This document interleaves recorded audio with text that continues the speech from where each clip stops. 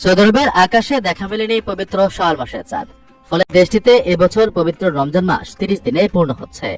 সেই হিসেবে আগামী শুক্রবার সৌদি আরবে মুসলমানদের অন্যতম প্রধান ধর্মীয় উৎসব পবিত্র ঈদ উল ফিতর উদযাপিত হবে। আজ বুধবার সন্ধ্যায় দেশটির সুপ্রিম কোর্ট ও জাতীয় চাঁদ দেখা কমিটি আংশিকভাবে এই ঘোষণা দিয়েছে।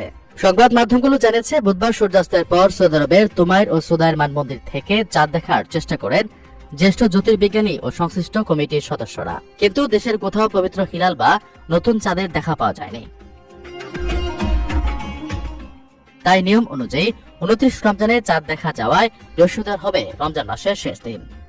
এরপর শুক্রবার থেকে শুরু হবে শাওয়াল মাস এবং উদযাপিত হবে আনন্দঘন ঈদ উল ফিতর। ঈদ উল ফিতর উপলক্ষে সৌদি আরবের মানব সম্পদ ও সামাজিক উন্নয়ন মন্ত্রণালয় সরকারি এবং বেসরকারি খাতের কর্মীদের জন্য আগে ছুটি ঘোষণা করে রেখেছে।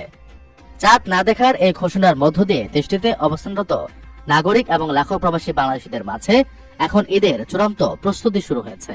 সৌদি আরবের এই ঘোষণার পর সংযুক্ত আরব আমিরাত, কাতার, কুয়েত ও ওমানের মধ্যপ্রাচ্যের অন্যান্য দেশগুলো শুক্রবার ঈদ উদযাপনের প্রস্তুতি নিচ্ছে।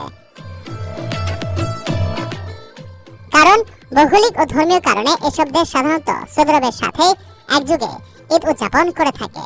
এদিকে বাংলাদেশে ঈদ উল ফিতর কবে উদযাপিত হবে তা নিশ্চিতভাবে জানা যাবে আগামীকাল বৃহস্পতিবার।